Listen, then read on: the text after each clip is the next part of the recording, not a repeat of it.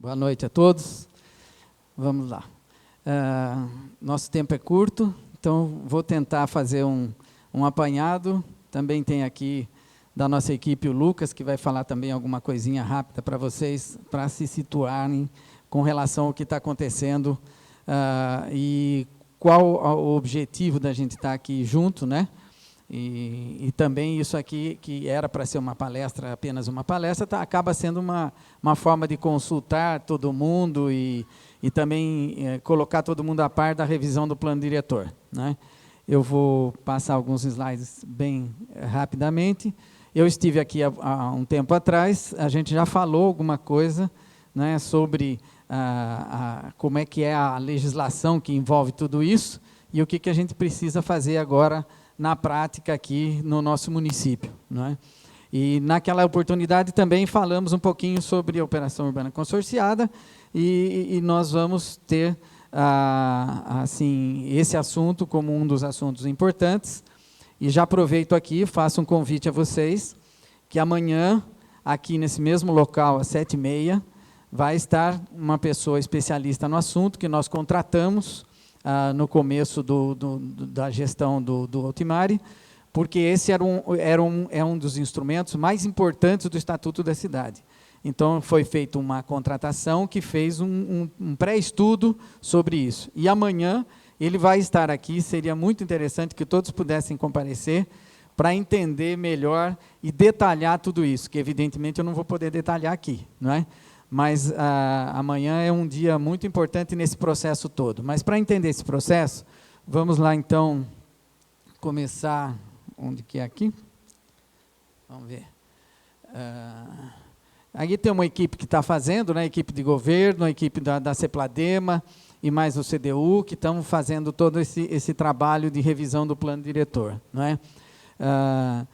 É uma síntese, isso daqui é uma síntese a respeito do que nós conseguimos reunir em todo esse período. E nós temos pouco tempo para realizar esse trabalho agora de consulta. Porque o que aconteceu? Nós tivemos um período aqui muito longo em que o plano diretor não foi revisto. Algumas coisas foram modificadas desde 92, porque nós temos esse plano desde 92, né? Por isso, assim, eu já vou pulando alguma etapa aqui, porque senão a gente não vai conseguir chegar até o fim. E o objetivo é conhecer esse texto novo, porque desde 92, nós só fomos ter uma outra revisão em 2007, né? Que 2007, final de 2007. Na realidade, ele começou a vigorar em 2008, foi 28 de dezembro de 2007. 2008 começou a vigorar sem as leis complementares.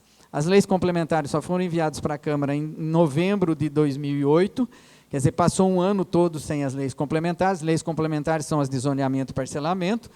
E aí, em conjunto com o CDU e também com a Conferência das Cidades, resolveu-se, em 2010, fazer uma revisão desse plano diretor, antes mesmo de fazer a regulamentação dele, que é a lei de zoneamento e a lei de parcelamento. Então, isso causou, assim, nesses 3 anos para nós aqui, uma grande confusão, né? Porque já tinha 2008 passado, né, sem essas leis, misturando as leis anteriores com as leis atuais, né, com a lei atual. Então, isso já trouxe para nós uma série de problemas. Depois começou a revisão, que demorou um tempo, evidentemente, porque o CDU fez um trabalho maravilhoso de voluntariado, porque o CDU não ganhou nada para fazer isso, né? Se reunia toda segunda-feira, religiosamente, para trabalhar isso, né? É um trabalho que é voluntário, não teve contratação nenhuma nesse período para isso, né? Então, um trabalho demorado mesmo, né? E, então, agora nós estamos no final disso, porque foi apresentada uma minuta, e essa minuta que está sendo discutida aqui, agora com os mapas, com tudo isso. Então, para nós situarmos um pouco a questão, né, o que nós estamos fazendo aqui? Então, a Constituição Federal, que já traz essa hierarquia de leis aí, começa na Constituição, né? Então, nós temos que ter um desenvolvimento urbano, e esse artigo 182, ele é uma novidade, né? E ele vai gerar a possibilidade de ter o Estatuto da Cidade, como eu falei aqui para vocês. Então, nós vamos ver aqui. O plano diretor é um dos instrumentos mais importantes da política urbana e que se envolve hoje com a política rural também, né? Está dando para enxergar aí? Está muito claro aí, né? O plano diretor aprovado pela Câmara Municipal, que então tem mais essa etapa ainda, fora toda essa etapa que nós fomos fazer aqui, ainda tem a etapa da Câmara Municipal, onde pode ser alterado, pode ser feita emenda, pode ser corrigido, evidentemente, porque quem faz as leis, quem fecha, né, o fechamento das leis são os vereadores, né, na realidade. Então, a propriedade urbana cumpre a sua função social quando atende às exigências do plano diretor. Então, essa questão da função social da sociedade começou lá na Constituição de 1988, que é considerada Constituição Cidadã, que mudou, né, a realidade desse país, né? Eu citei aqui da outra vez um exemplo que era assim, rápido, só para entender. Antes disso, a natureza era uma coisa para ser explorada, né? Era uma coisa para ser explorada. Quem explorasse mais a natureza desenvolvia e tudo mais, né? Agora é o contrário, né? A natureza, ela tem que ser protegida, né? Então, ela é um direito do cidadão ter o meio ambiente equilibrado e tudo mais, e tudo isso que está na Constituição mesmo, né? Já pulando para o artigo 225. Então, isso muda toda a característica. A natureza hoje ela tem que ser protegida nesse contexto do desenvolvimento. E aí entra a questão da água, né? E falando em água, nós vamos ter todo o nosso problema aqui, né? Isso aqui é rio, nós estamos no meio da água, né? E nós estamos numa bacia muito importante aqui, que é a bacia do Corumbataí. Nós somos a cidade mais importante dentro da bacia do Corumbataí. Então, isso é um problema, é uma coisa boa ter água, né? Mas é um problema no sentido assim, de que nós temos que tomar muito cuidado com isso, tá? Vamos em frente. Aqui eu vou passar um pouquinho para frente, senão nós não chegamos lá, né? Na lei orgânica do município, o plano diretor deverá conter todas as fases de sua elaboração, está na lei orgânica, a lei orgânica nossa foi muito bem elaborada, e ela se baseia, então, na Constituição de 88, então ela já traz esses elementos. Nós temos aqui a secretaria, agora, para fazer todo esse trabalho, né, nós estamos fazendo algumas reuniões, e a gente vai colocar lá que isso tem um contato com a CEPLADEMA e com a Secretaria de Governo. Todas as consultas que nós fizermos, dúvidas, levantamentos e tal, pode ser encaminhado ou para a CEPLADEMA ou para a Secretaria de Governo, pode-se fazer reunião com grupos, com conselhos, com comunidade, para tirar dúvida do que é isso, porque o plano diretor é que vai dirigir nossas vidas por 5 anos aí, né? Ou por mais, dependendo de como for a votação. Então, a CEPLADEMA e a Secretaria do Governo estão à disposição para essas consultas, né? Opa. Então, no dia 5, teve a primeira consulta pública, né? Que foi aquela reunião que houve lá no NAM, lá no Núcleo Administrativo, e com a presença de mais ou menos umas 130 pessoas, foi a primeira, que deu o start para que esse ano aqui, esse mês aqui, a gente faça tudo isso, né?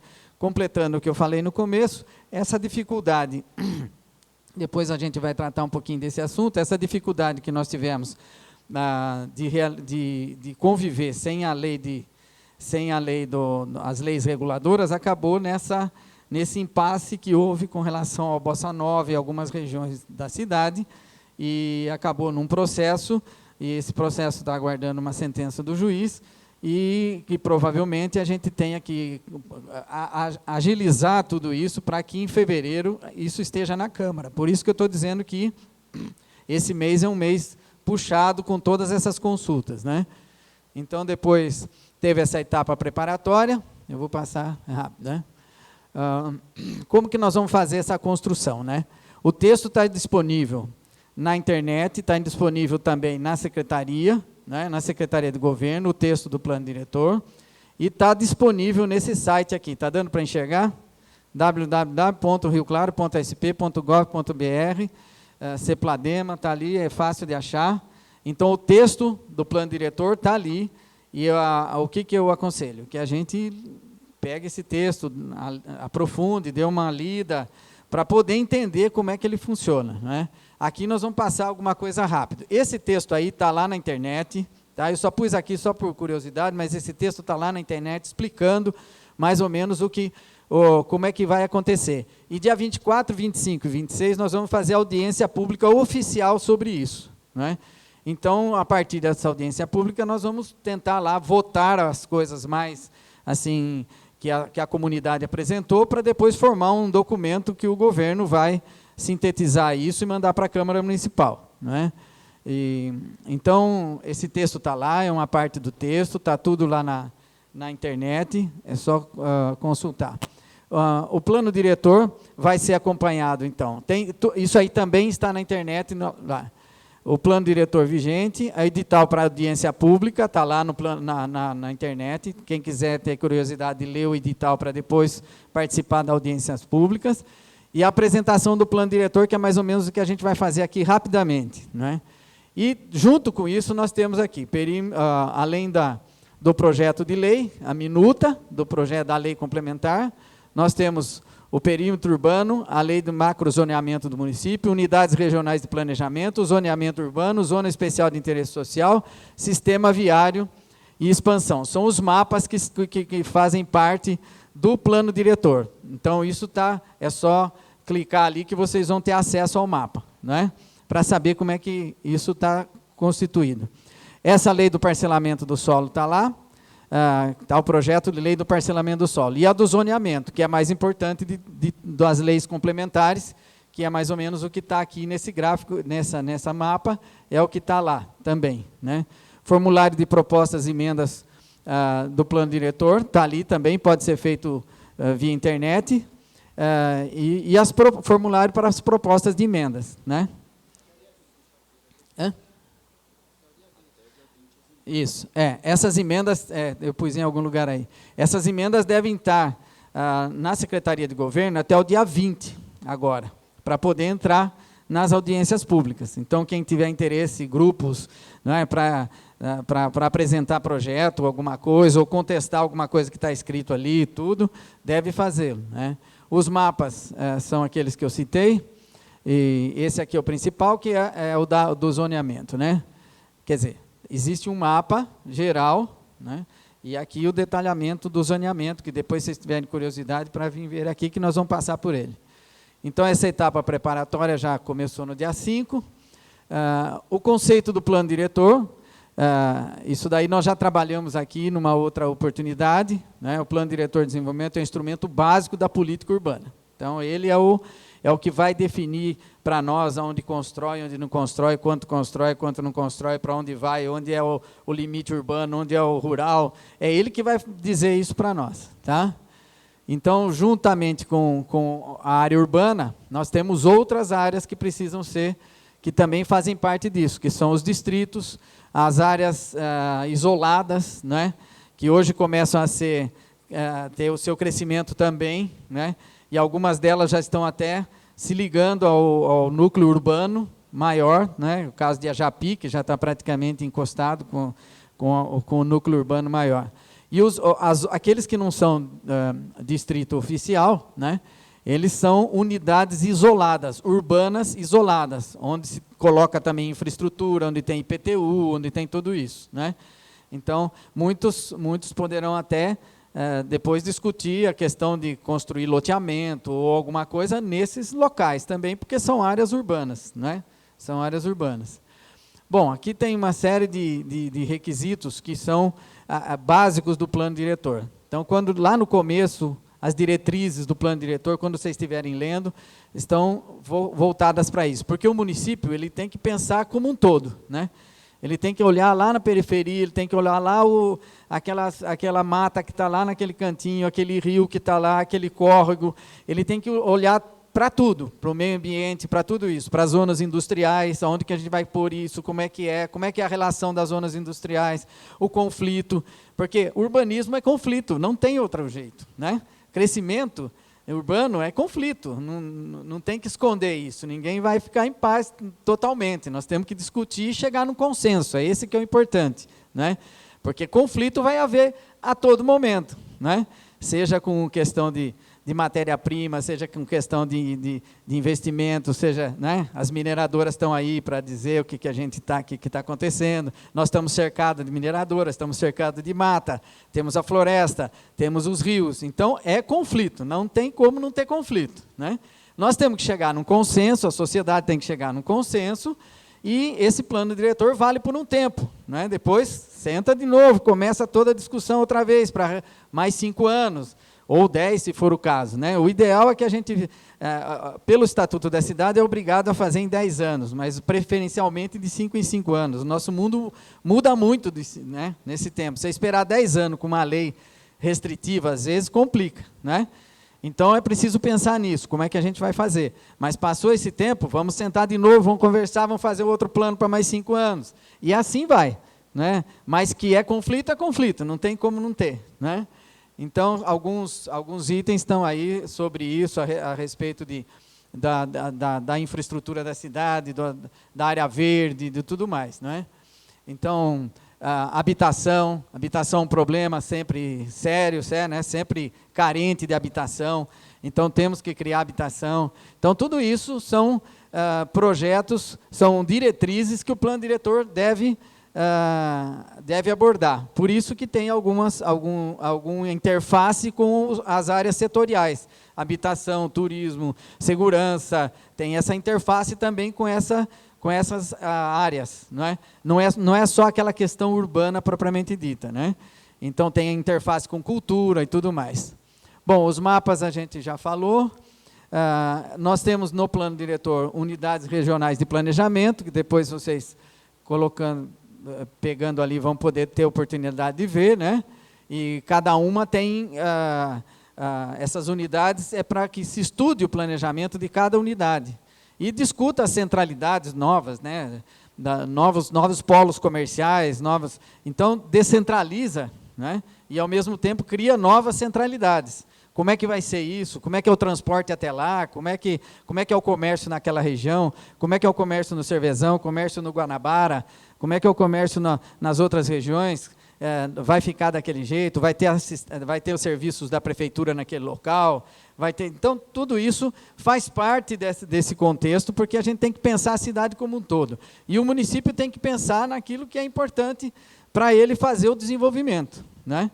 Sem barrar a potencialidade de todas as empresas que aqui queiram atuar, né? Seja empresa no distrito industrial, seja empresa comercial, seja construtora, sejam loteadores e tudo mais, né? Então, o macrozoneamento, existe um macrozoneamento na cidade, é fácil de entender isso no plano diretor, e aqui já falei das áreas urbanas isoladas, e aqui nós temos um comparativo, né? Eu vou passar para o Lucas um pouco para falar um pouquinho desse comparativo aqui, das zonas. Boa noite, pessoal. Dando continuidade às colocações que o Milton está explicando, só para esclarecer essa parte das apresentações, onde estão as comparações das 3 minutas, aliás, do primeiro plano diretor nosso, aprovado em 92, a Lei 2492, a Lei 3806/2007, que está vigente hoje, e essa aqui, que é a minuta proposta em 2011, para entrar em vigor em 2012, ela também está disponível dentro de uma apresentação do site da Prefeitura, onde a gente faz as considerações para que as pessoas possam ter acesso e fazer a comparação direta do que é que foi proposto no primeiro plano, do que é que ficou no plano de 2007 vigente e do que é que agora está sendo colocado ou em alteração, ou em revisão, ou em manutenção daquilo que estava colocado desde o primeiro plano de 92, na revisão de 2007 e agora no processo de revisão e elaboração desse plano de 2011 para 2012. No primeiro plano de 92 realizado, ali colocado, a gente tinha colocado as chamadas zonas residenciais, que se dividiam em 4 possibilidades de ocupação, que eram as R1, as R2, as R3 e as R4. As R1 era uma especificidade que estava colocada somente para a região do Florencio e Águas Claras.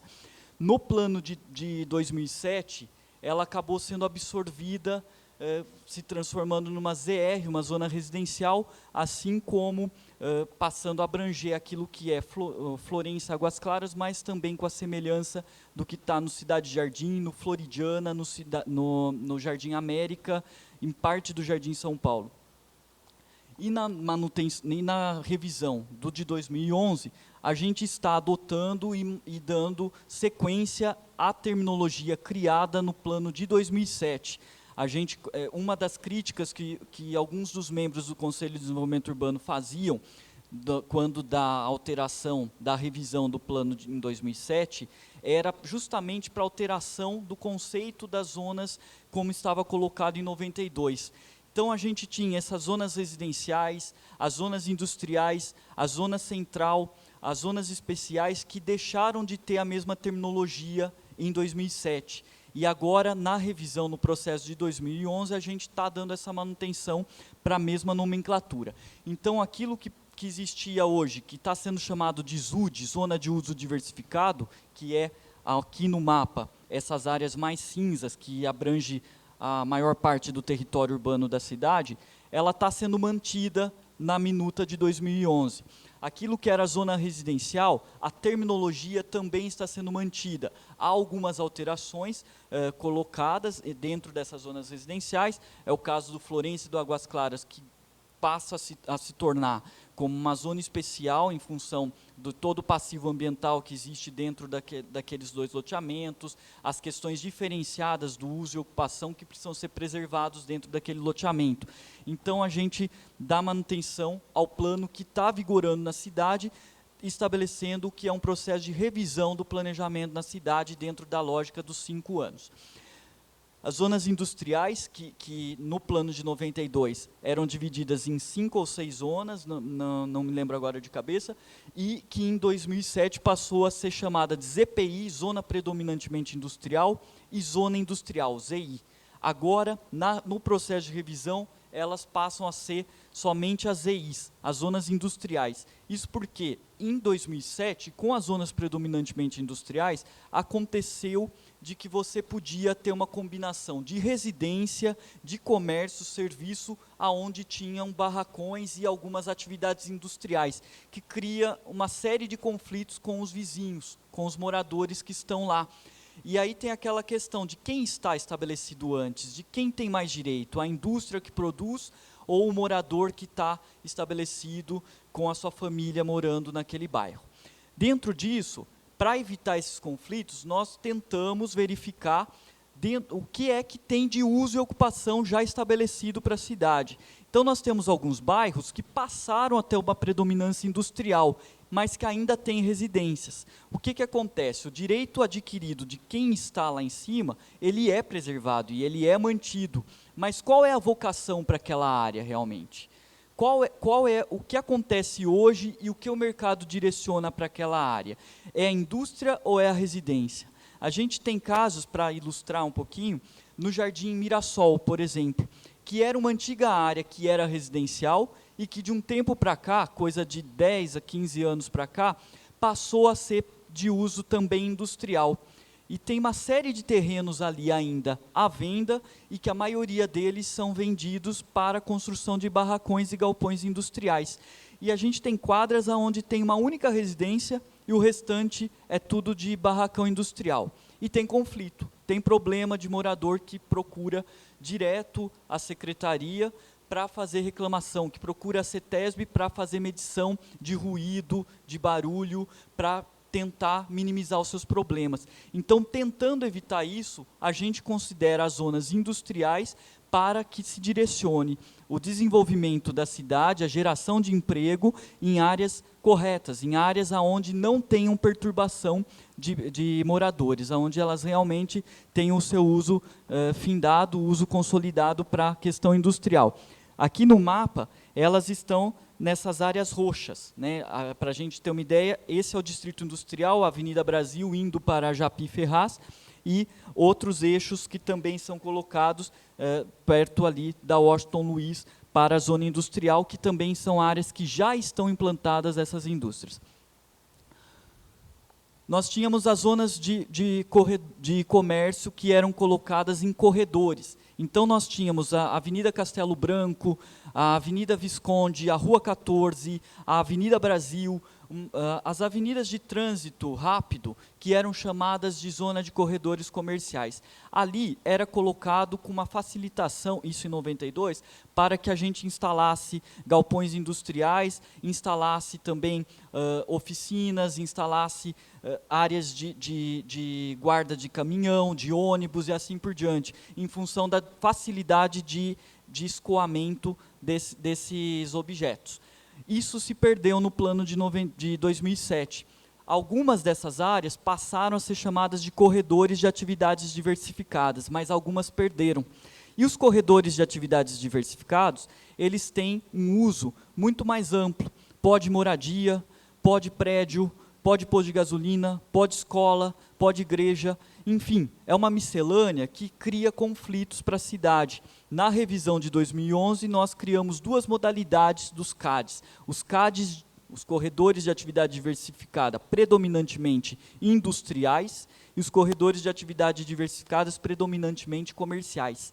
Qual que é a diferença disso? Os comerciais estão colocados dentro daqueles eixos de entroncamento que a gente quer desenvolver mais na cidade. Então, quando a gente olha para a Rua 6, para a Avenida Rio Claro, para a Rua 14, para a Avenida Presidente Kennedy, para a Avenida 29, a gente chama de predominantemente comercial. Quando a gente olha para Castelo Branco, para Saburo Camini, para a Avenida Brasil, para esse tipo de rua, a gente chama de predominantemente industrial. O que quer dizer que não são todas as modalidades de indústrias que podem ser implantadas lá.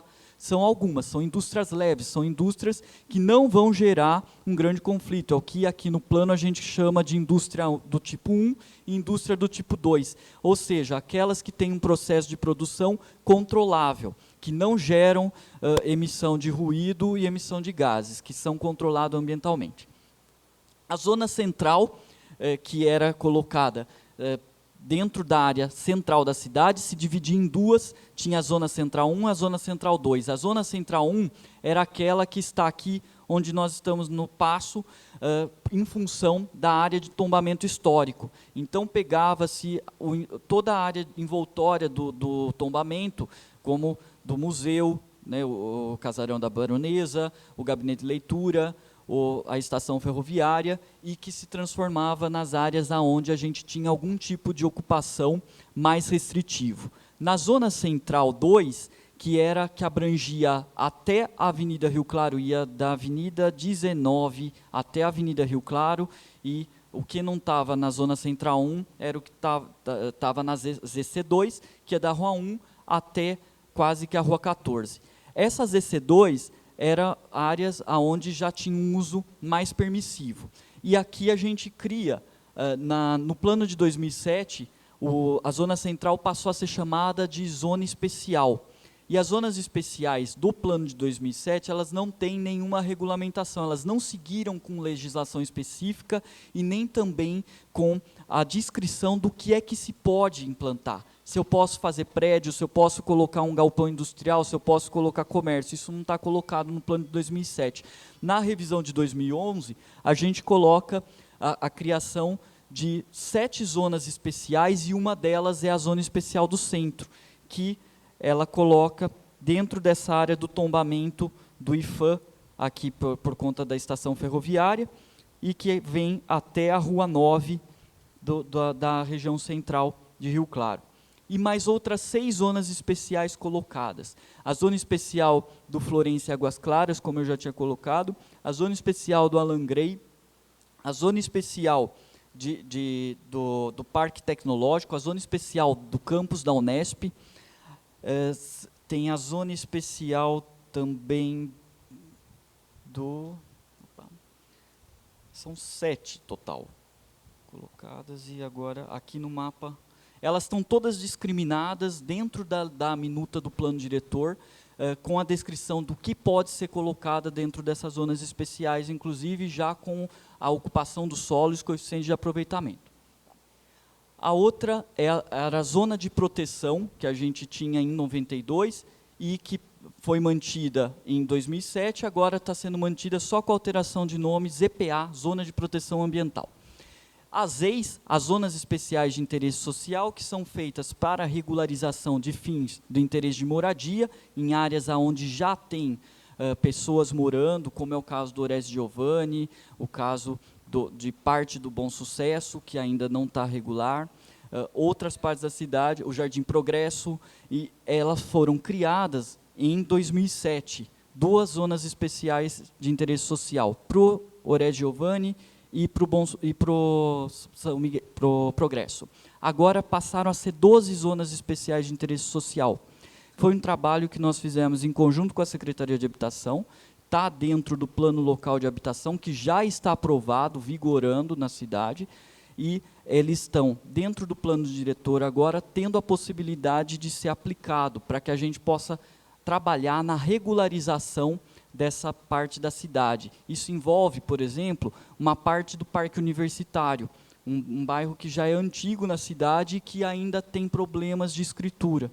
Envolve parte do Bom Sucesso, que também já está lá há 30 anos, mas que parte dos moradores não tem a regularidade da onde mora.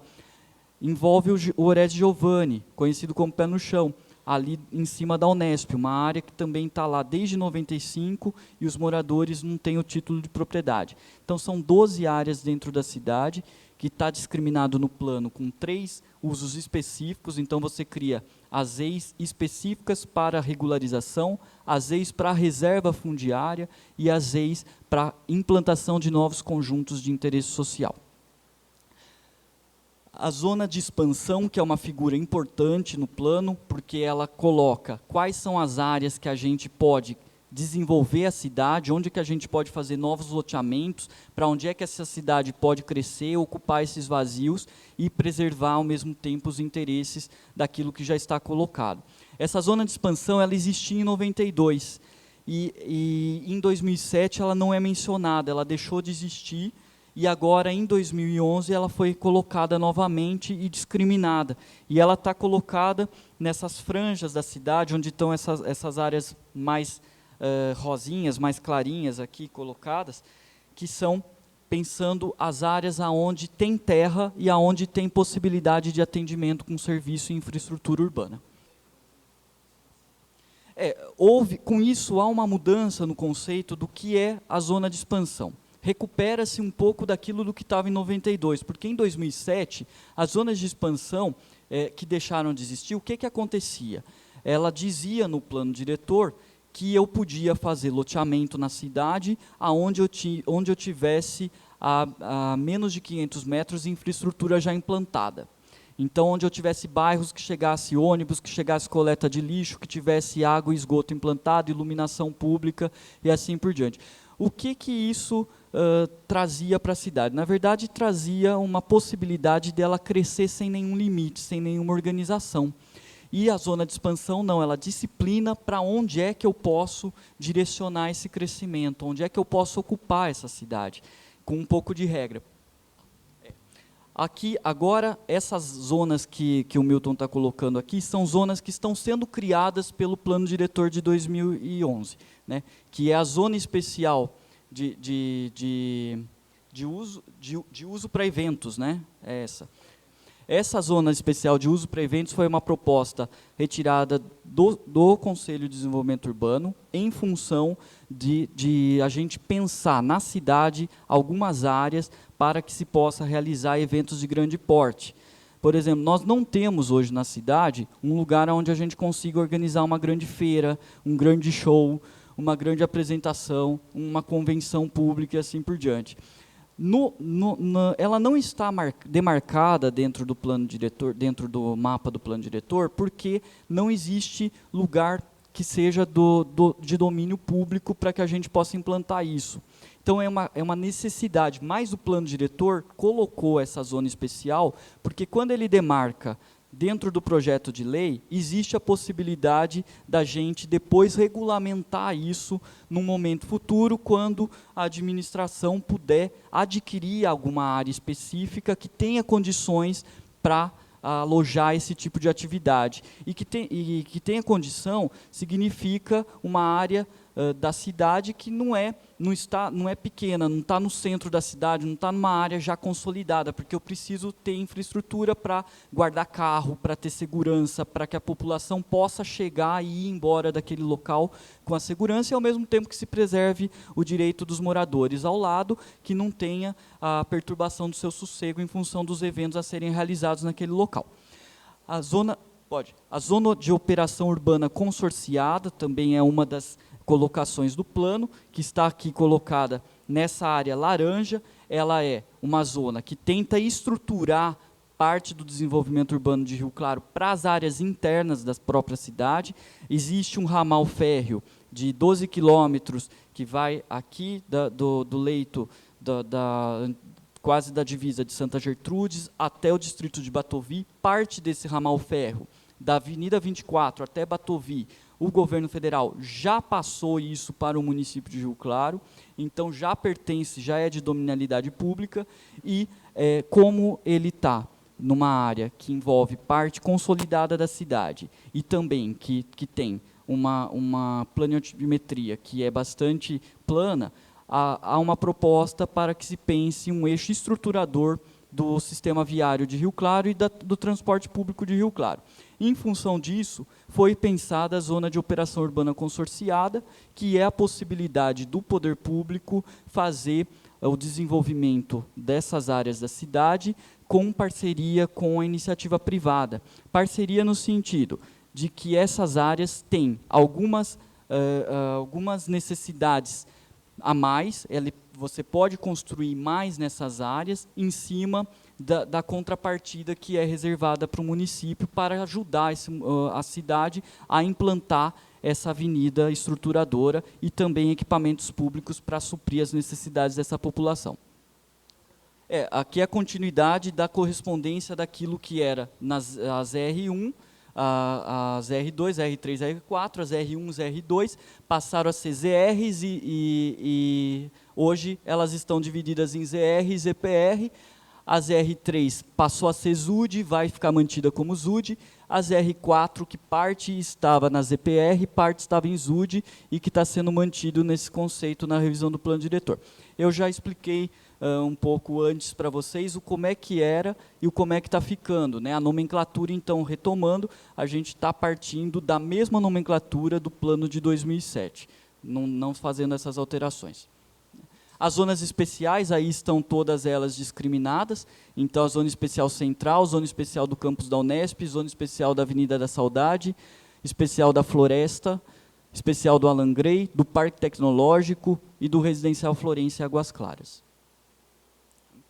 Aqui, algumas alterações que estão sendo propostas, que é na questão do coeficiente de aproveitamento dos lotes da cidade. A gente tinha em 92 um coeficiente de aproveitamento mínimo colocado o coeficiente de aproveitamento colocado para todo o município de Rio Claro, toda a área urbana do município de Rio Claro, que era 1,6 e 4 na ZR3 e na ZC2. No plano de 2007, não menciona-se coeficiente de aproveitamento, não há uma colocação de onde e como eu uso esse coeficiente de aproveitamento. E agora, no plano de 2012, a gente menciona o coeficiente de aproveitamento 1,4 para todo o território urbano do município, e podendo-se chegar a 2,5 em algumas áreas, como são as áreas de ZUD e dos corredores de atividades diversificadas para comércio, e 4 na zona de operação urbana consorciada.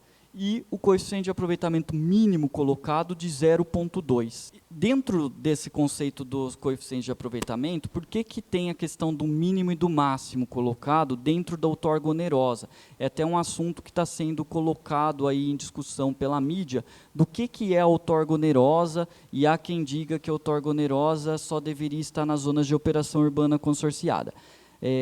Na verdade, desde 92, já havia possibilidade de se implementar a outorga onerosa no município.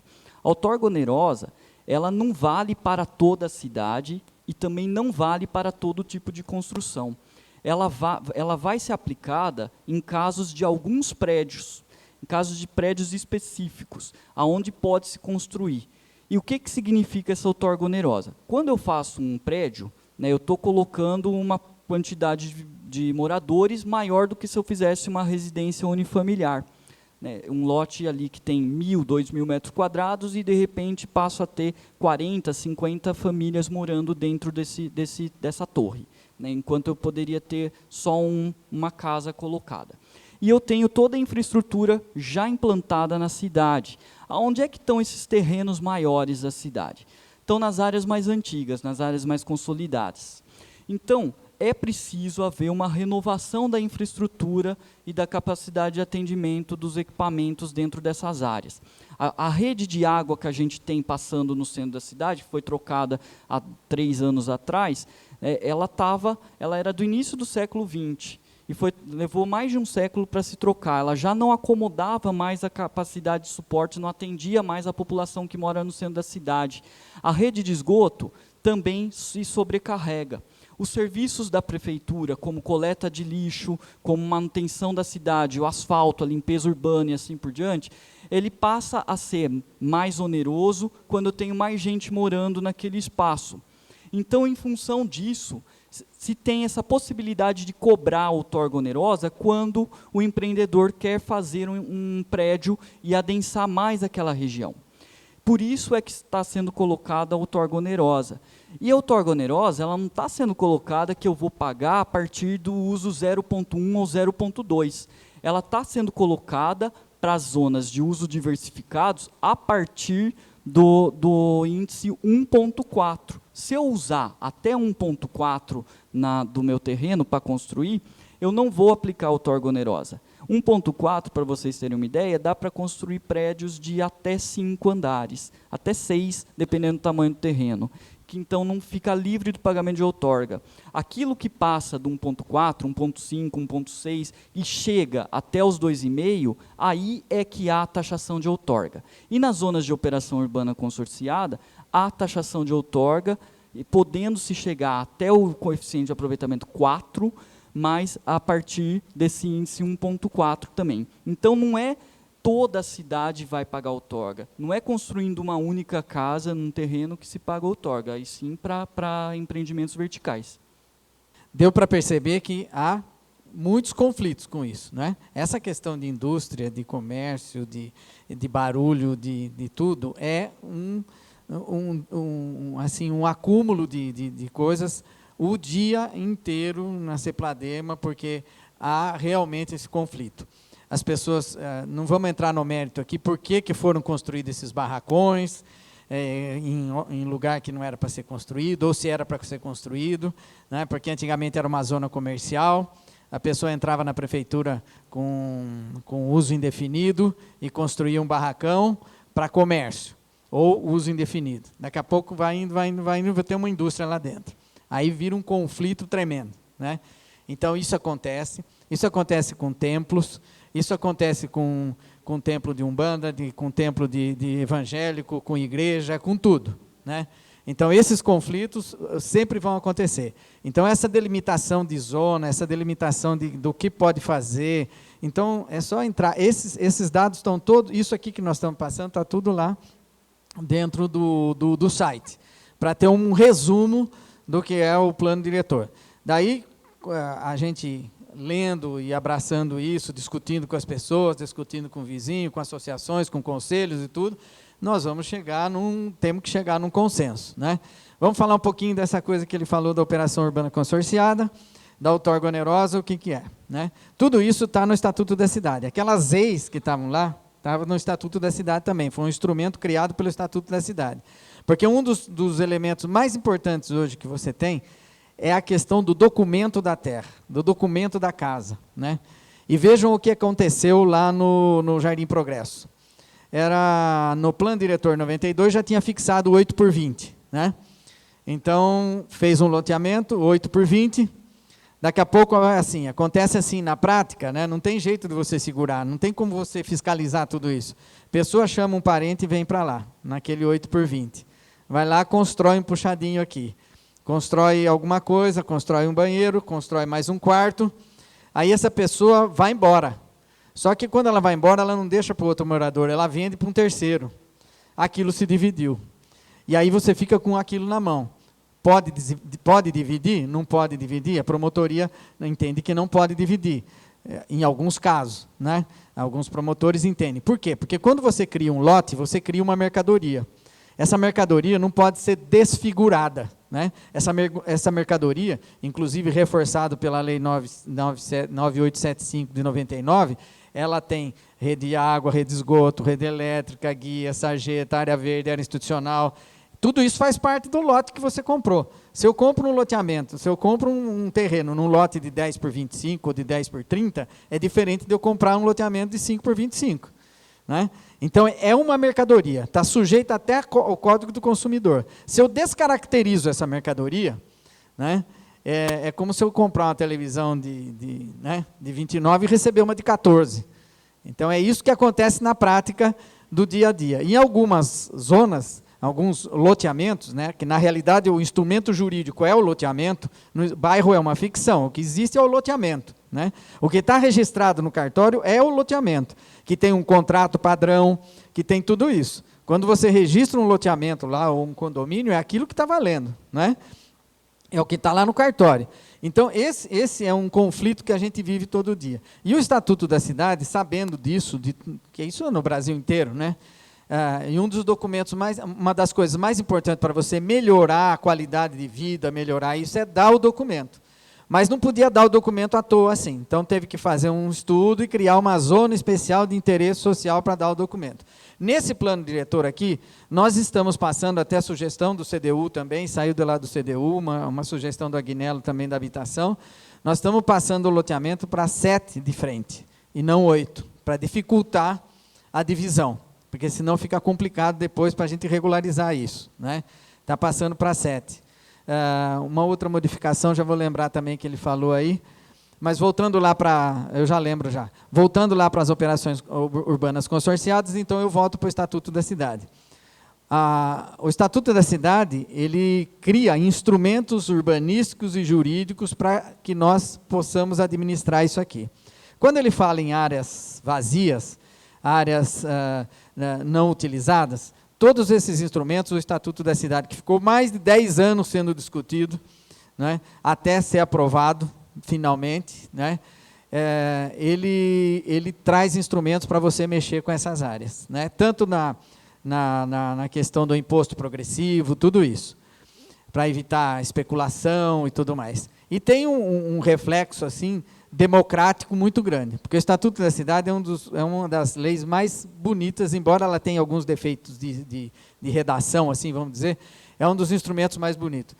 A operação urbana consorciada é um dos instrumentos mais democráticos e mais avançados que nós temos no mundo. Tá? Por quê? O que você faz com uma operação urbana consorciada? Vamos pensar no caso concreto do aeroporto. O que você faz com o aeroporto? Uma área vazia daquela hora que tirar o aeroclube dali. Aliás, nós vamos ter que tirar, né? Não sei, nós acabamos de receber aí uma resolução da ANAC sobre curva de ruído, né? É uma resolução baseada num documento aí de maio de 2011, onde tira do Comar a atividade sobre curva de ruído e joga para a ANAC. Não que a ANAC proíba, a ANAC é uma resolução ainda para ela se defender. Então, ela vai punir o aeroclube. Né? Como nós não temos outra saída, quer dizer, tudo está dentro da curva de ruído, tudo aquilo que está lá está dentro da curva de ruído, mais um tempo aí, a ANAC acho que vai dar 6 anos, se não me engano, vai ter que tirar o aeroclube. O aeroclube ou sai, não tem outro jeito. Né? Ou sai ou fecha. Né? Então, tem um prédio, inclusive, construindo lá no canto, lá perto da Washington Luiz, que uma partezinha dela está na curva de ruído. E o nosso desenvolvimento da cidade aqui é um desenvolvimento muito grande. Nós estamos com uma demanda bastante elevada aí dentro do aeroclube. Nós temos, não sei, acho que o Frande pode falar, 60 aeronaves por dia, desce aí, pousam. Nós estamos numa faixa, né, que chega até 2.500 e agora vai chegar até 4.000 voos por mês. Então, é uma coisa assim, bastante grande, e com a cidade crescendo, vai ter que tirar, não tem outro jeito. Né? Então, tudo aquilo que está lá está dentro da curva de ruído. Quer dizer, como é que nós vamos tirar aquilo lá? É mais fácil tirar o aeroclube, não tem outro jeito. Né? Quer dizer, aí sobra aquela área. O que você faz com aquela área? Como é que você vende aquela área? É a grande pergunta. Como é que você vende aquilo? Como é que você faz? O que você faz com aquela área? Põe só jardim, põe só loteamento de primeira, põe só... O que você põe ali? Né? De alto luxo, põe indústria, põe áreas comerciais, né, da prefeitura, áreas institucionais. O que você faz com aquela área? Então, o município ele tem que pensar naquilo que ele precisa se preservar. O município não tem que ter lucro, mas ele também não pode ter prejuízo. Né? Então, o que a Operação Urbana Consorciada criou? Criou um instrumento, né? Um instrumento bastante eficaz, um instrumento bastante bonito, né?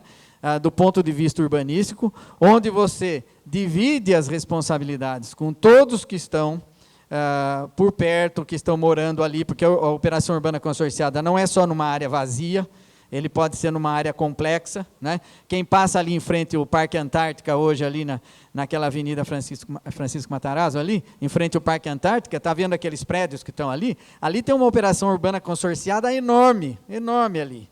Por quê? Você precisa tirar uma favela, você precisa fazer uma ponte, você precisa fazer uma coisa, para valorizar o imóvel e fazer o desenvolvimento ser mais ágil, mais rápido. Então, você aplica a Operação Urbana Consorciada. É uma lei específica, o dinheiro não vai para qualquer lugar. É uma lei específica onde você, conjuntamente com a sociedade, conjuntamente com todas as pessoas envolvidas no processo, passa essa lei pela Câmara e o dinheiro é usado para aquele fim específico. Então, você precisa fazer, por exemplo, como o Lucas falou aí, você precisa fazer a avenida. Né? Da onde vai arrumar dinheiro para fazer a avenida? Aonde vai arrumar dinheiro para fazer a infraestrutura do aeroclube? Vamos supor, só para pensar na transferência do aeroclube, você pode começar com 30 milhões. É o que o Jonas falou esses dias para a gente, e é mais ou menos isso, para você transferir. Então, como é que você faz? Você vende essa terra de qualquer jeito? Não, não é assim. Então, você pode fazer essa parceria, para que o empresário venha participar desse processo, né, e invista num lugar que vai ter uma supervalorização, vamos dizer assim. Né? Porque a prefeitura vai ter dinheiro para poder fazer a infraestrutura necessária, que vai valorizar aquilo. Tudo ligado à outorga onerosa, porque você cria solo criado, você vende solo criado.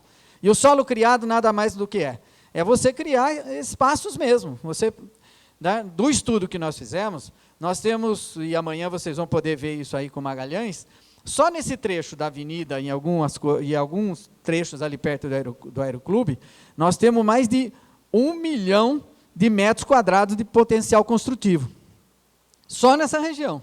Agora, você colocar 1 milhão de metros quadrados à disposição, você precisa ser ágil, você precisa ter instrumento que seja rápido. Você não pode ficar esperando, correr lá em Brasília, ficar mendigando com o pires na mão, para pegar 5 milhões, para pegar 4 milhões. Não pode fazer isso, você tem que ser rápido. Essa é a ideia da Operação Urbana Consorciada. Por quê? Porque o empresário precisa de rapidez também. Se você for esperar arrumar dinheiro no governo federal para fazer essa avenida, você não vai fazer nunca. Ali, só para começar a mexer ali na parte de drenagem, na parte de... É 70 milhões no mínimo, ali, um cálculo básico que a gente fez. Né? Quer dizer, onde você vai arrumar isso? Vai pedir? Né? Então, quer dizer, é esse que é o problema. Então, você cria um elemento que também pode participar todo mundo, né? Pode até ter consórcio de pessoas que comprem o solo criado, né? E o solo criado nada mais é do que, quando a gente faz um loteamento, a gente não deixa 10% de área verde, lembrei agora o que eu ia falar, 10% de área verde, 10% de área institucional, 15% do sistema viário, né? E deixa a área verde e a área institucional. E quando você faz assim e não deixa nada? Certo? Quer dizer, é a mesma coisa, põe ele no chão, você vai ver o que vai acontecer. Né?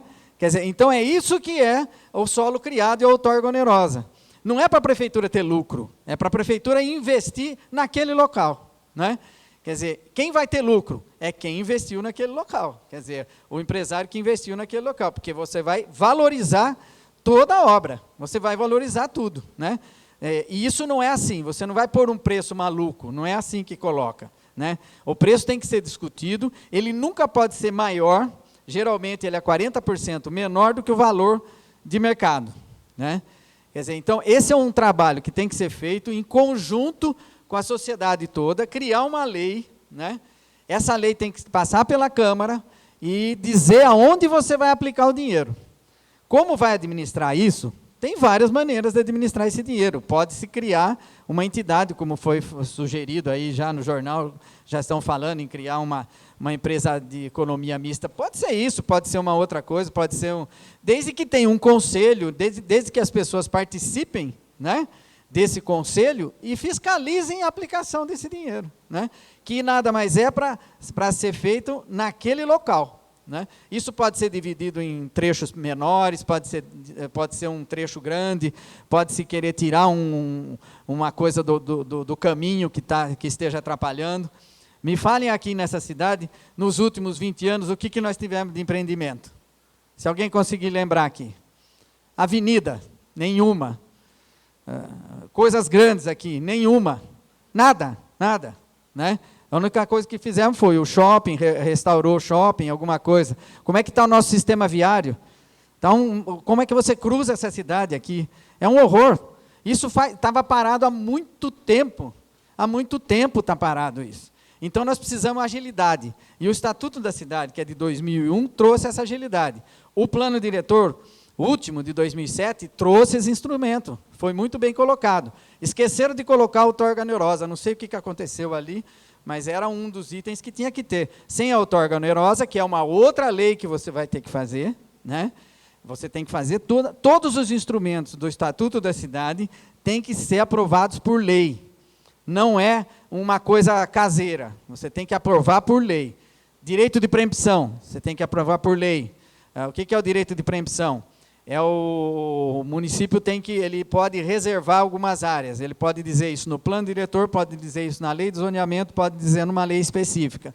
Eu quero aquela área, eu preciso daquela área para determinado tipo de desenvolvimento. Então, a pessoa, antes de vender aquela área, ela tem que oferecer para a prefeitura. Se a prefeitura, em 30 dias, falar que não quer, pronto, está livre. Né? Mas ela reservou aquilo ali, porque ela está pensando em alguma coisa que temos que fazer. Né? E isso vale para nós, porque a gente tem que discutir um pouco a questão da verticalização. Tem que acabar com esse mito do que não pode verticalizar. Isso é uma bobagem. Do jeito que a gente tem essa estrutura aqui, passar para o outro lado do rio é muito complicado. E nós temos muitas áreas para verticalizar. Esse mito de que vai entupir o trânsito, isso daí é bobagem. Né? Nós temos que criar o sistema viário. E agora chegou o momento de nós criarmos o sistema viário, né, tirando essa linha, e mudar toda a estrutura do município. Mudar todo o sistema de transporte. E vocês sabem que o transporte, você só tem transporte de qualidade se você tiver quantidade e um trecho menor. Porque se você tiver distância e pouca gente dentro do ônibus, é que aí que a passagem fica alta. Então, alguns lugares você precisa adensar. Não é brincadeira adensar. Adensar é uma coisa importante. Quando nós mandamos a lei de vila para a Câmara, por que a lei de vila é uma coisa que interessou a gente, foi até o Sindicato dos Construtores que pediu para a gente fazer isso daí uma determinada época? Porque você tem áreas na cidade que, se você for abrir rua de qualquer jeito, ele vira loteamento. Você tem terrenos aqui, os quarteirões nossos de 80 metros. Se você dividir no meio, dá terreno de 40 de fundo. Então, se você puder pegar um trecho de 6 mil metros, 8 mil metros, e dividir, e diminuir os índices, né? O tamanho da rua e tudo mais, o tamanho da casa, você cria uma vila muito interessante, porque ela é uma forma de condomínio. E o que é o condomínio? O condomínio aproveita uma estrutura já estabelecida em loteamento. Desde a lei de 64 de condomínio, que condomínio é assim. O que é um condomínio? É um condomínio que tem frente para a rua. Você não vai fazer condomínio em outro lugar que não tem rua. Porque a lei de parcelamento do solo de 79 estabelece que é loteamento ou desmembramento. Para você abrir rua é loteamento. Se você não abre rua é desmembramento. E o condomínio, por que a lei de 64 de condomínio casou com a lei de 79 e não conflitou? Por que não conflitou? Uma lei que era antiga, quando veio a lei de parcelamento não conflitou. Porque na lei de condomínio era isso, você só faz condomínio onde está parcelado. Né? E na lei ficou assim, não sei se quem acompanhou as discussões, nós tivemos até que mudar isso na Câmara, né? Que não podia ter condomínio lindeiro, né? E tinha que deixar 10% de área verde e 10% de área institucional no condomínio. Aí virou uma confusão, né? Nós ficamos 1 ano tentando passar na Câmara essa mudança. Então, nós pusemos que abaixo de 20 mil metros, em área já parcelada, que qualquer área parcelada não precisa deixar 10% de área verde, 10% de área institucional para fazer o condomínio. E que poderia o condomínio lindeiro, porque está na cara que aquela redação era para esses condomínios grandes, onde você abre rua dentro, onde chega a 75 mil metros, né, que é o nosso caso do nosso plano diretor, fixou 75 mil metros o tamanho maior desses condomínios. Então, são vários tipos de condomínio, não é um condomínio. Aí começaram a surgir vários prédios dentro de um condomínio, prédinho, né? Então mudou a realidade, por isso que eu falo, precisa tomar cuidado com os 10 anos, porque muda muito rápido a realidade, né? Então, 5 anos já dá para você fazer uma revisão do plano diretor para os próximos 5, né? Então, isso tudo deu um trabalho muito grande. Agora nós resolvemos e também incorporamos aqui isso, né? Que nós temos que, quando é um condomínio grande, né, que você pode até fazer numa área de expansão ou na gleba, em alguma coisa que exista, você vai fazer um condomínio murado, tudo, né? Então, isso é diferente de fazer um prédio que era regulado pela lei de 64, tá? Então, é completamente diferente. Então, nós separamos isso no plano diretor, vocês lendo lá, vocês vão ver. Uma coisa que não foi passado no plano diretor, que não foi aprovado, é o loteamento fechado, que é um problema, né? Aliás, o 10% de área verde, 10% de área institucional, isso que eu ia falar. No plano diretor de 2007, estava 15% de área institucional. Aí, em conversa com o CDU, tudo, nós achamos por bem voltar nos 10%. É uma coisa que pode ser que alguém vá lá contestar, mas nós voltamos para os 10% de área institucional, porque nós achamos 15% muito. Porque as nossas áreas têm muita área de proteção. Então, você perde muito da coisa. Se você for deixar 15% de área institucional no loteamento, é muito grande, né?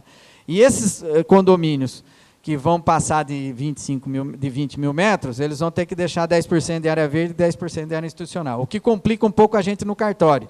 Porque o cartório fala, como é que eu vou registrar isso? Porque não está amarrado na lei federal. Na lei federal não existia esse tipo de condomínio, né? Assim como não existe o loteamento fechado na lei federal, né? Se você for lá no Geraldo, no Gentil, fala, como é que eu vou registrar? Eu vou deixar 10% de área verde fora do condomínio, 10% de área verde fora da área do condomínio, ou, né, ele fala, mas como é que eu vou registrar isso? Aí tem que fazer um desmembramento para fazer essa doação, para poder fazer isso, né? Porque não existe na lei federal, como o loteamento fechado não existe na lei federal, né? Até hoje a lei federal não chegou a ser revista, a 6766. A única revisão que tem é essa da lei 9875 de 99, que criou que delimitou muito bem claramente o que você tem que fazer num loteamento. Você tem que pôr rede de água, rede de esgoto, rede elétrica, guia, sarjeta. Isso já está consagrado em toda a lei federal. Então, todo o plano diretor tem que ter isso, né? Não pode fazer nada mais, um loteamento, alguma coisa desse tipo, sem isso, né? Então, nós temos vários problemas, né? Nós ainda não estamos conseguindo vencer uma pequena ponte no Jardim Novo 2. Como é que nós vamos pular isso aqui tudo, né? Então, nós vamos ter que pensar isso. As operações urbanas consorciadas podem ser um momento para fazer isso, né? Quando você pega e define que você vai fazer ali, você vai ter que transpor aquilo, você precisa de dinheiro para fazer uma ponte, uma passagem.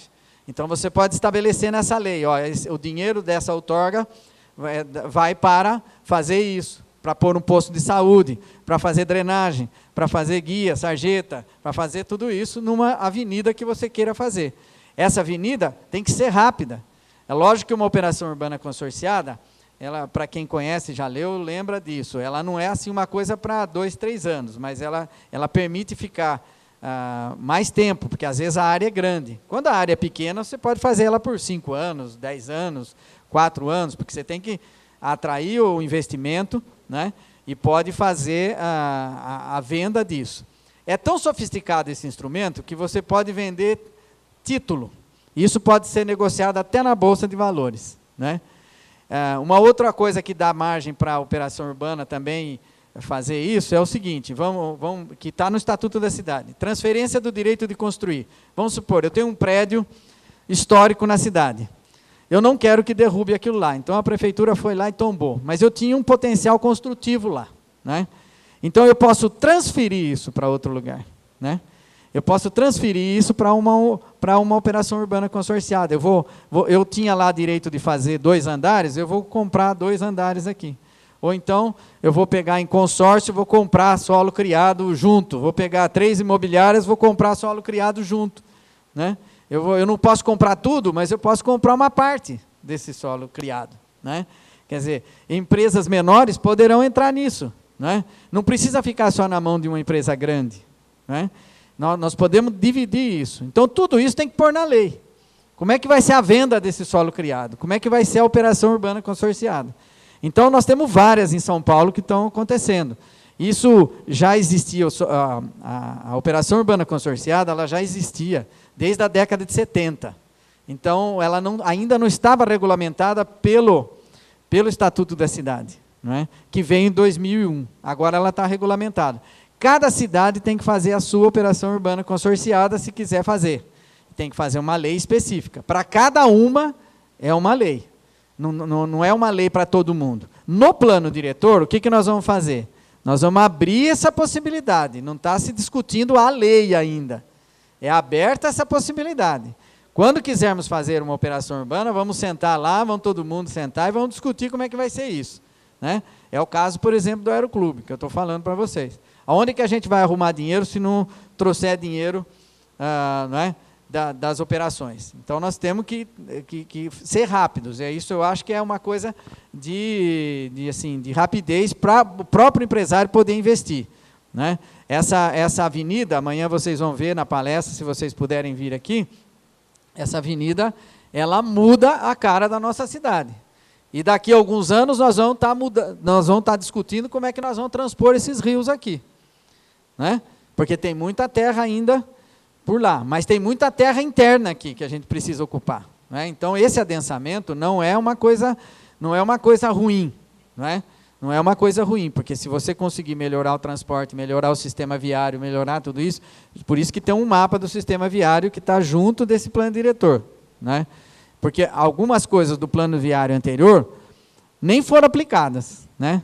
Aquele anel viário ficou parado um monte de tempo e não foi posto em prática, né? Não foi posto em prática. Então, agora nós estamos recuperando algumas coisas do passado, né?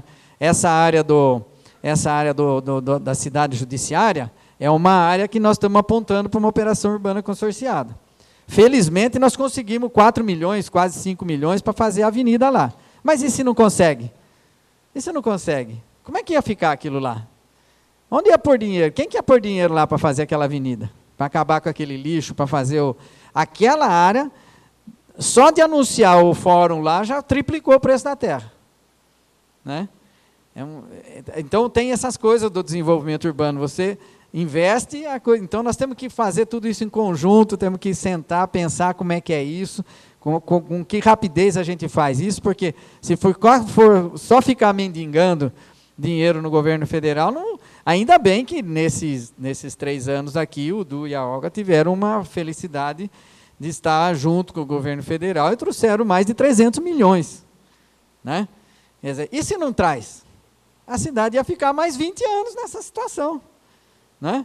Então, se a gente não pensar junto tudo isso, e esses instrumentos do Estatuto da Cidade estão aí para isso. Sugiro que pegue Lei 10.257, de 2001, leia o Estatuto da Cidade, está no plano diretor atual e vai estar no próximo. Tá? Está no plano diretor atual. Foi muito bem colocado.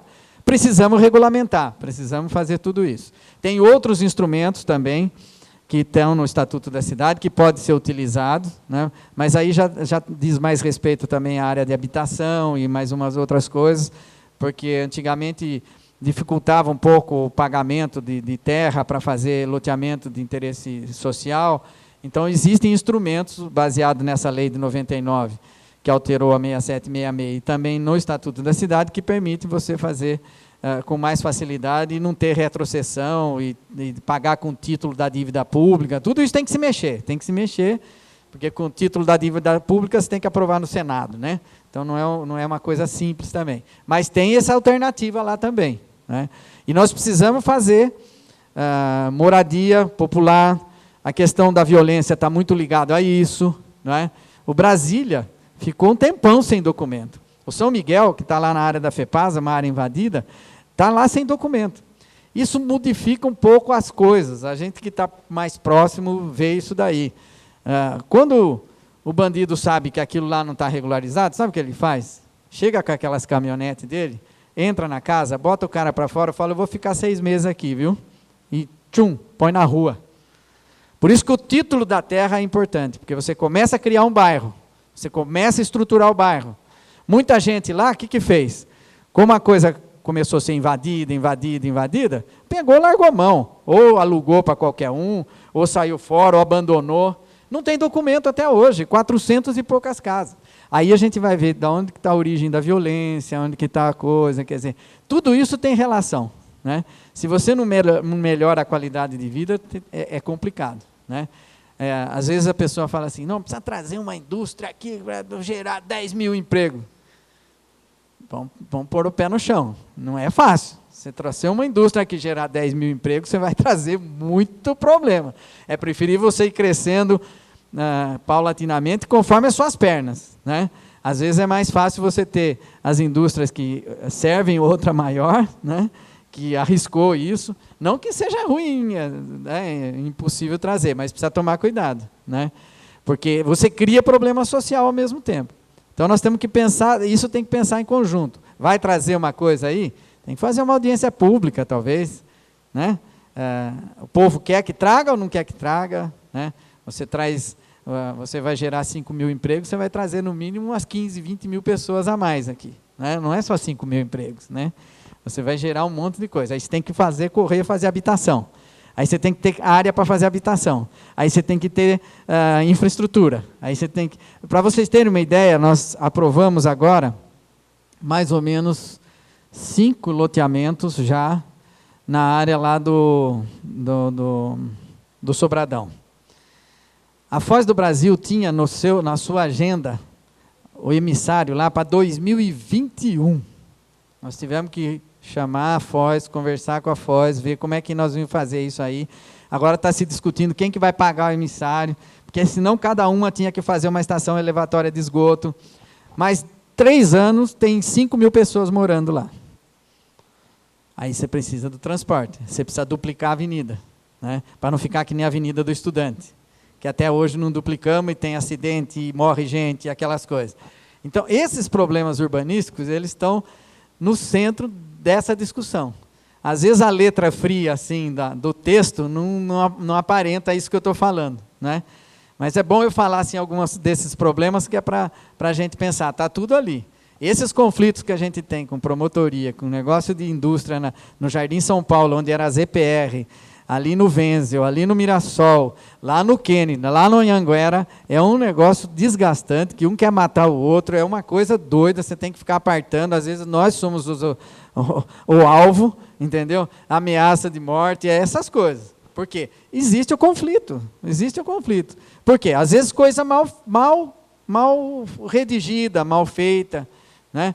Por isso que quanto mais discutir, melhor, gente. Não tenham medo da discussão, porque aí vai chegando num consenso, uma hora a cidadania é isso, né? Não tem jeito. E a gente está, vamos dizer, está um pouquinho espremido aqui, né? Nós vamos ter que conviver aqui, né?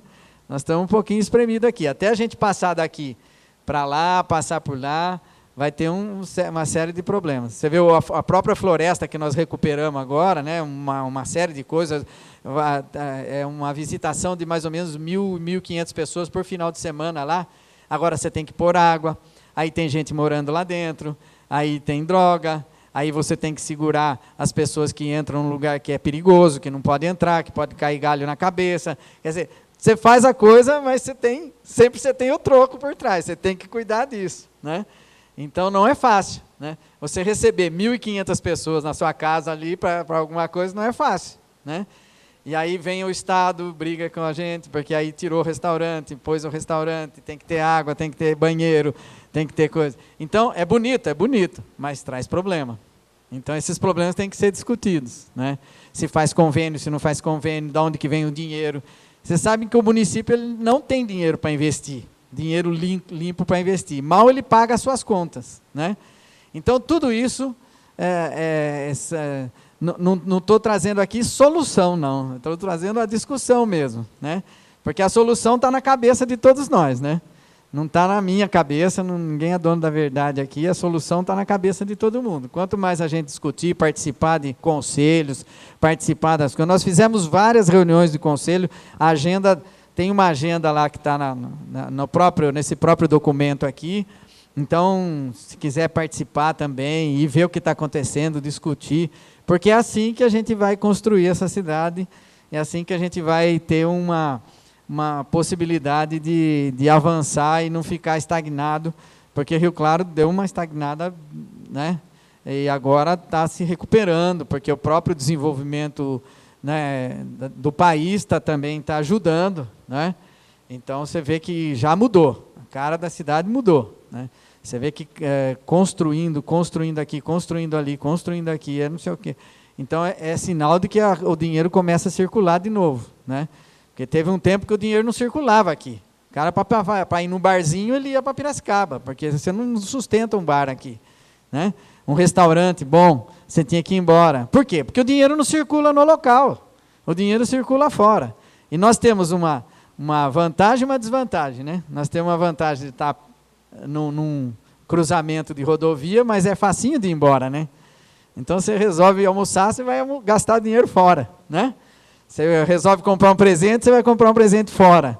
Quer dizer, isso aconteceu por muito tempo, né? Vocês lembram o impacto que deu quando fez a duplicação da rodovia. Tinha que ter? Claro que tinha que ter, né? Da Rio Claro Piracicaba, mas mudou tudo, o conjunto. Agora nós temos uma área para ir para lá, né? Lá tem espaço, né? Esse parque tecnológico nós estamos criando ali perto do aterro, uma área de parque tecnológico, para ver se a gente atrai indústrias para aquele local que mexam com tecnologia, alta tecnologia. Hoje também você tem várias indústrias que precisam de área de 500 metros, de 1.000 metros, né? Nossas áreas no distrito industrial são muito caras, né? Nós temos pouca área de zona industrial, e nós vamos ter que estabelecer que conflito que nós vamos fazer com as áreas industriais, porque quando a área industrial está do lado de uma residência, é complicado, né? Nós temos o caso lá do Maule, coitado, lá no Kennedy, lá que ele moe calcário e fornece para a Onscorn. Se ele para 500 funcionários lá, certo? Porque a hora que ele precisa do pó, ele chama. Não interessa a que hora, se é de manhã, à tarde, à noite, de madrugada, tem que pedir, tem que mandar o pó. Mas ele está numa área que, na rua de cá, é indústria. Na rua de cá, na calçada de lá é residência. E aquele negócio moendo 24 horas. É uma briga que quase se mataram já, faz mais de 6 anos. Agora conseguimos transferir para o distrito industrial. Isso também está no plano diretor, um plano para transferência de empresas para o distrito industrial. Isso acontece. Agora, você pega uma empresa menor, a clientela dele às vezes é dali do bairro, é da região. O cara não vai sair dali uma serralheria, vai sair dali para ir montar no distrito industrial, né? Então você vai ter que conviver com o conflito. Aí nós criamos 5 tipos de indústria, e aquelas indústrias que o Lucas falou, que a gente possa controlar a poluição. A poluição de vários tipos, né? Poluição do ar, vibração, som, né? Tráfego, né? Poluição. Né? Então, uma das coisas que motivou a gente também a fazer a revisão do plano diretor é que a lei de zoneamento que eles tinham mandado, que eles tinham previsto, né, estava muito restritiva, muito restritiva. Quem tiver curiosidade de ver depois a lei, e ela ia parar a cidade, né? E, inclusive em termos de tamanho de lote, essas coisas, para vários bairros, tinha 114 mesozonas. Então, a gente tentou simplificar um pouco isso na lei de zoneamento, simplificar um pouco isso, porque estava muito restritivo. Eu mesmo ainda tenho algumas coisas que lá na audiência pública eu vou ver se eu mudo, porque eu acho que tem algumas coisas de tamanho de terreno aqui que não precisa fixar. Eu acho que quem fixa tamanho de terreno é mercado. Não é a gente ficar falando, não, para construir tal coisa, o máximo 8.000 metros. Isso aí não existe, para mim não existe. Para mim, eu acho que quem regula um pouco isso é o mercado. Se eu tenho terreno de 10, de 8, daí que eu vou decidir o que eu vou fazer. Se eu tenho terreno de 5, se eu vou desmembrar, se eu vou pôr uma... Né? Então, isso é que importa para a gente pensar aqui. E quanto mais ajuda a gente tiver, melhor. Não sei se eu esqueci alguma coisa, se alguém quer perguntar alguma coisa. Vai estar tendo outra reunião lá, vão ter outras reuniões, e na audiência pública vai ter briga mesmo. Vai ter gente que quer isso, vai ter gente que não quer. Eu não sei, deixa eu só, já dou a palavra para você. Só explicar um pouquinho essa questão do Bossa Nova, porque assim já todo mundo fica sabendo. Quando nós, aquilo que eu falei da lei do zoneamento, né, não tinha lei do zoneamento no ano 2008. Então, o que a CEPLADEMA fazia? Nós não estávamos lá ainda. Misturava a lei nova com a lei de zoneamento e a lei do parcelamento velha, de 92.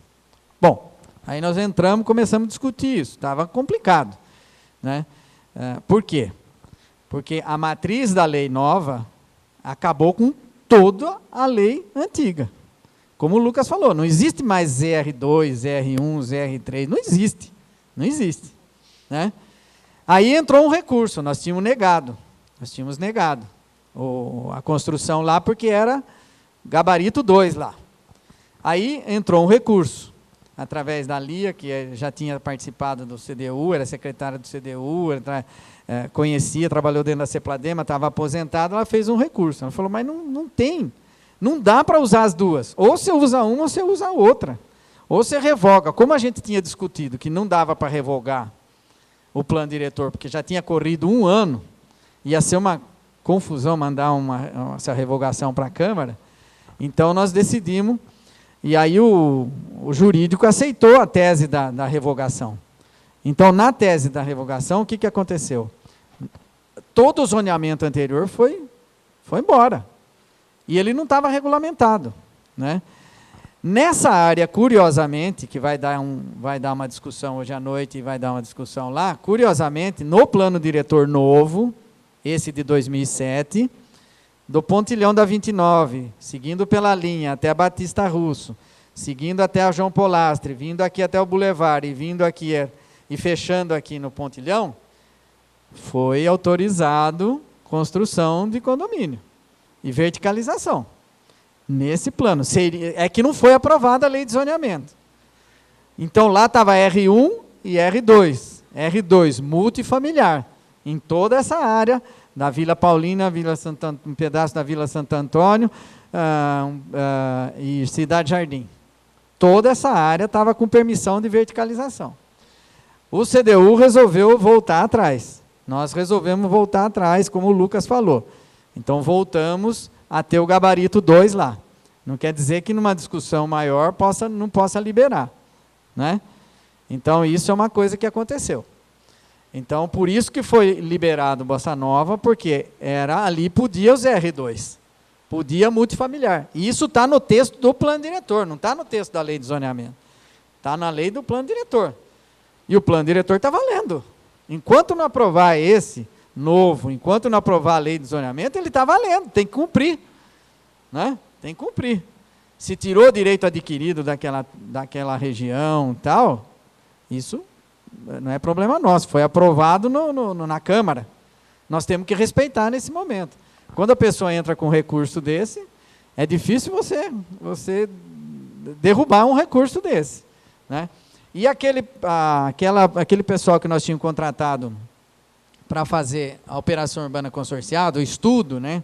O estudo inicial da operação urbana, que ainda é um estudo, é uma equipe de arquitetos famosos lá de São Paulo, tal. Tem um professor Lomar, era o advogado da equipe, também era dessa mesma tese.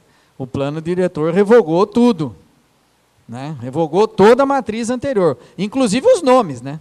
Nenhum nome ficou. Ficaram todos os nomes. ZPR, ZUD, ZPR, tudo é nome do plano diretor que foi aprovado em 2007. Entendeu? Mudou toda a matriz. Por isso que foi aprovado. Aí, como o promotor entendeu, aí tem alguns percalços pelo caminho, mas como ele entendeu que tinha que ter a lei de zoneamento mesmo, ele resolveu abrir a ação. Na realidade, na minha opinião, ele que não está cumprindo o plano diretor, né? Porque o plano diretor está aprovado, né? E agora é uma ação, então tem que aguardar a sentença do juiz, né? Agora, se vai mudar lá, é um outro problema, todo mundo tem que ir lá discutir, se gosta, que se muda, se não muda. Por exemplo, lá no Águas Claras não vai mudar, não tem nem cabimento mudar, não tem rede de esgoto, não tem uma drenagem boa, lá é um parque. Lá é um parque, lá tem que manter como estava mesmo, 1.000 metros, né? Terreno menor que 1.000 metros. Alguém vai mexer com o Jardim América? Não vai mexer com o Jardim América, vai mexer com Floridiana? Não vai mexer com Floridiana. Lá o terreno é tanto, 250, acabou. Ninguém vai mexer lá, né?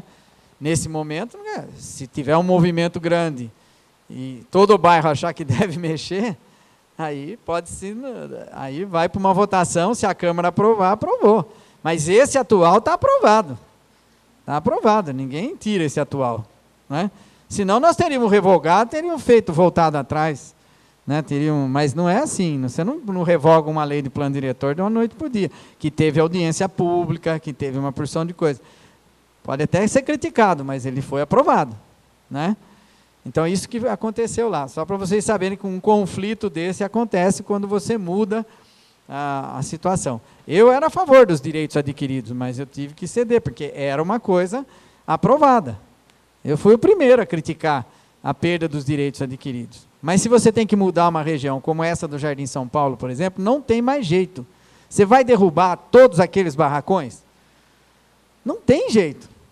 Você tem que regulamentar aquilo lá, tem que ir lá pegar, cercar, falar, aqui é ZI, aqui é ZI, e separar e controlar pela poluição, né? Controlar pela poluição. Tem condição de botar tudo aquilo lá no chão? De proibir uma indústria de se instalar lá? Não tem mais. Então a cidade mudou, a cidade avançou, foi por cima daquela área, não se fiscalizou direito, mas não tem jeito de você voltar atrás, não é? Agora, tem alguns lugares que dá para você limitar e ir proibindo, mas geralmente onde tem barracão, você pode crer que vai ter uma indústria, entendeu? É difícil você dizer que não vai ter uma indústria. Falar que lá vai ter um comércio, muito difícil, né? E atacadista também. Atacadista no plano diretor está muito mal definido, né? Fala que em determinados lugares não pode, mas não pode ter atacado. Mas não separa o atacadista grande do atacadista pequeno, né? Porque hoje é muito comum você ter uma indústria pequena, mas que precisa o talão de venda no atacado, né? E às vezes ele não polui nada. Eu já fui fazer vistoria em 2, 3, nesses últimos tempos, por causa dessa confusão com o promotor, que não tinha uma poluição, tudo fechadinho, arrumadinho, mexe com argamassa, por exemplo, às vezes mistura coisa, não tem poluição nenhuma, nem de vibração, nem de nada. Mas, se não tomar cuidado, classifica como I2, pelo tipo, assusta quando escreve no papel I2, né? E o I2, por isso que eu falo que estava muito restritivo o zoneamento. Aí empurrar essa gente para outro lugar. Ou não ia se instalar, ou ia mudar de cidade, né? Então isso é conflito mesmo, é conflito o dia inteiro. Tem que ter bom senso, tem que ter paciência, e o promotor também tem que ter paciência, porque ele não pode ser o xerife da cidade, ele não pode querer dirigir a cidade. Se ele quiser dirigir a cidade, ele que se candidate e venha dirigir a cidade. Agora, ele sentado lá, falar o que nós temos que fazer, vendo todos esses problemas, aí é diferente, Tá bom? Chega? Falei demais já, né? Você queria falar, Fátima, desculpa. Não, eu vou deixar para a próxima. Não, pode falar. Eu estou preocupada, porque nós estamos mudando agora. Estou preocupada que agora nós temos uma nova proposta para a floresta. E é a proposta turística que vem por aí. O crescimento, o fomento turístico. Inclusive, a gente começa agora a trabalhar o novo plano de manejo para justamente adequar a floresta agora para o futuro dela, que é o aproveitamento turístico, né? Para a floresta e para a cidade. Então, a minha preocupação é saber se a cidade está se preparando para isso também, com a questão hoteleira, porque nós temos um déficit com essa questão hoteleira e outras coisas mais que a cidade precisa se adequar também nessa questão turística, né? Tendo uma floresta que nós temos aqui, que dá para arrumar e ajudar bem a cidade, né? A Fátima é presidente da Associação Amigos do Horto, e, com razão, é uma coisa muito importante. A floresta para nós é uma riqueza imensa, dá para ser uma floresta manejável e autossustentável, por isso ela foi classificada como floresta. Muita gente ainda pensa que a floresta é nossa, do município. Quando eu falo nossa, do município, não é, ela é estadual. Ela veio através de um processo grande lá, quando resolveram o problema do Banespa, é uma história longa, mas isso ela tem razão, tá? Na revisão do plano de manejo, nós temos vários problemas com a floresta, assim, de manutenção. Nós fizemos o convênio, o Graziano veio aqui em 2009, a gente assinou o convênio e estamos pondo dinheiro lá dentro, né? Mas é bastante complicado, invasão, fogo e uma porção de coisa. Agora nós estamos pleiteando, o Du criou uma diretoria na Cepladema só para cuidar do convênio, colocou funcionário lá, colocou estagiário. Então nós temos um trabalho constante, fizemos agora temos feito reunião com o Rodrigo, que é representante do Estado, mas é importante saber o seguinte, o governador Alckmin, ele baixou um decreto, a questão de uns 2 meses, assustou um pouco a turma aí, mas o decreto não é nada assim muito complicado não. O problema é que nas unidades de conservação, existiam muitas atividades que já cobravam coisas, né? Por exemplo, arvorismo, caverna, exploração de caverna, restaurante e tudo mais. E quando eles entraram no governo aí, agora, eles resolveram botar a casa em ordem. Então começaram a investigar tudo que tinha, que não tinha, ou que não tinha, né? Ou que não tinha um documento, um papel escrito, olha, você pode usar a floresta lá. Inclusive mexeram com as antenas de televisão que estão lá em cima. Nossa, outro dia veio todo mundo aqui, desde a Bravanel até veio todo mundo aí, né? Porque eles estavam querendo cobrar 17 mil reais por mês das antenas lá em cima, o governo do estado. Aí interferimos, o prefeito foi lá, agora estamos marcando uma reunião com o pessoal, porque o pessoal do Alckmin não é o pessoal do Serra, né? É outro completamente. Então eles chegaram, eles quiseram mostrar um pouco de serviço, falaram, tem que consertar tudo isso daí. Então estão mexendo até com o Clube dos Cavaleiros, estão mexendo com o barzinho, estão mexendo com uma porção de coisa que a gente precisa tomar um certo cuidado, mas eles não estão assim agressivos, não. É que o decreto que ele baixou dá a impressão que ele ia privatizar tudo, né? Mas é uma preocupação, não quer dizer que não tem essa preocupação, mas não é isso. Eles falaram, não, nós não vamos fazer nada sem consultar a cidade, não vamos deixar de consultar a cidade, não vamos fazer nada, né? Como aquela vez ficaram aquela conversa de dar para o Beto Carreiro, aquilo lá. Não, isso não existe no governo do estado. O Alckmin tem bom senso, a nossa foi a primeira floresta estadual dentro da unidade de conservação do SNUC, foi ele que veio aqui, inclusive essa última visita que nós fizemos para ele, foi extremamente gentil, assim, ficou 1h30 conversando com a gente, falamos de tudo e falamos do Jardim Botânico, porque uma das reivindicações do Timone, que é o diretor lá desse departamento, é criar um jardim botânico. Com o jardim botânico, você pode entrar em outros ramos de verba aí, né? Buscar verba em outros lugares para trazer. Porque a gente quer restaurar aquilo lá, né? Restaurar os prédios, restaurar tudo aquilo lá. E haja dinheiro, né? A Fundação Florestal gasta em torno de 1.300.000 por ano, mais ou menos, para manter guarda, para manter isso, para manter aquilo.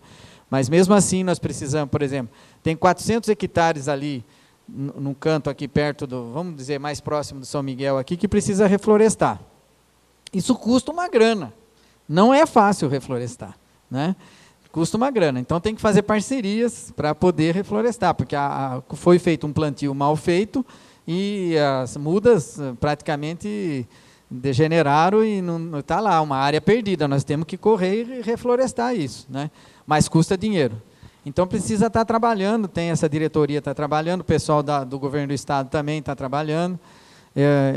Então, são coisas que acontecem. Agora, realmente, o plano de manejo, quem quiser participar, também existe, além da Associação Amigos do Horto, existe também o plano de manejo da floresta. Quando você faz, é mais ou menos o plano diretor, só que é o plano de manejo da floresta, né? Você tem que fazer o plano de manejo, que vale lá por 5 anos, o que vai fazer com a área de área pública, tem área de mata, tem área de reflorestamento. Lá nós temos vários conflitos também, tem apicultores lá dentro, tem a questão da bicicleta, tem a questão de gente que entra com cachorro, tem gente que entra com cavalo, então não é fácil, né? Mas é uma área maravilhosa, né? Quer dizer, poucas cidades têm uma área como a nossa. Tem que fazer o desassoreamento do lago. Para fazer o desassoreamento do lago, você tem que fazer um tremendo projeto no DAE, você tem que pedir autorização. Não adianta você correr só atrás disso, você tem que correr primeiro atrás da legalização. A CETESB mudou todo, não sei se vocês têm acompanhado, mas a CETESB mudou toda a sua estrutura, também está com dificuldade. Agora parece que a Dilma assinou um decreto, ela assinou um projeto de lei agora, já foi aprovado, para voltar a fazer o licenciamento municipalizado, que estava meio suspenso. Tem alguns promotores, Nilton Vitório aqui mesmo entrou com...